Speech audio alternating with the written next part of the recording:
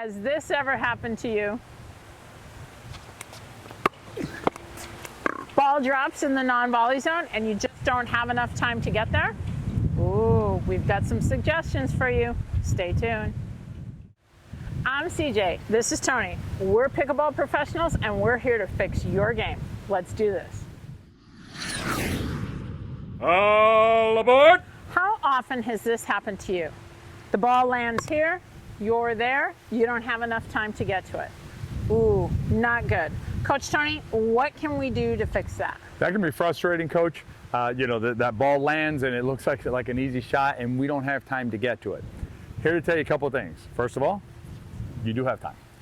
Second of all, a lot of times what happens, and I'll get to that more in a second, but second of all, what I want to emphasize is you do not have to wait until the ball bounces in order to step into the non-volley zone. What happens is players will stand here and then they see the ball and they recognize it and they say, okay, I see the ball's landing short, but they'll literally stand here, Coach, until the ball bounces before they move.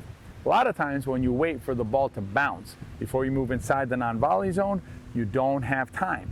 But that's a situation created by you as a player. And what do we say, CJ? We say you need to be at the spot in the court where you expect to hit your next shot as soon as you can. And all of you have agency over where you are on the court at any time. Coach Tony, I think that one of the big misconceptions is the rule, is that I can't go into the non-volley zone till the ball bounces. And that's just not the case. So it's not one of the rules. Put that out of your mind. Now, if you want a more in-depth non-volley zone rule, we're going to link to it down below. We've got one over on the In2Pickle channel. But just know that that's not one of the rules. So let's focus on what we can do when we recognize that that ball is coming short. The first thing you want to do is the instant that you recognize that that ball is coming short, you will immediately move forward.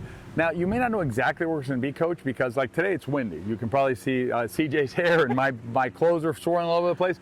It's pretty windy. So if there's wind on the court, I'm not sure exactly where the ball is going to land, but I have a sense it's going to land short. Right now, the wind feels like it's coming this way.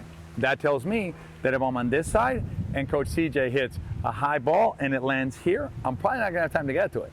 So as soon as I see that ball doesn't have a lot of energy, right? Doesn't have a lot of pop to it, I'm going to start moving forward before the ball bounces.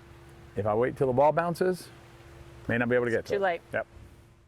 Coach Tony, let's hit a few shots. Let's do it. We got a lot of wind today. Hopefully you're going to be able to see how this works.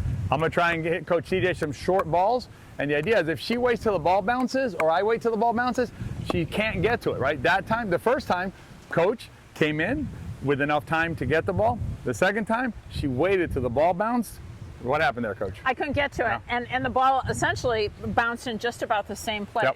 So don't wait for the ball to bounce. The minute you recognize that it's a short shot, make sure you start moving it. And remember, you have control over your movement and your position on the court. And Coach, I always like to tell players when they ask me about footwork, because this is a footwork issue a lot of times, right? When do I move? How do I move, right? Is that Coach CJ and I have a pickleball system, and when you're ready for that, we talk about that inside the system. If you're new to the game and you want to get started on the right foot, click the link down below. It'll take you to our Beginner Resource Center, because together we can train smart, live bold, and age well.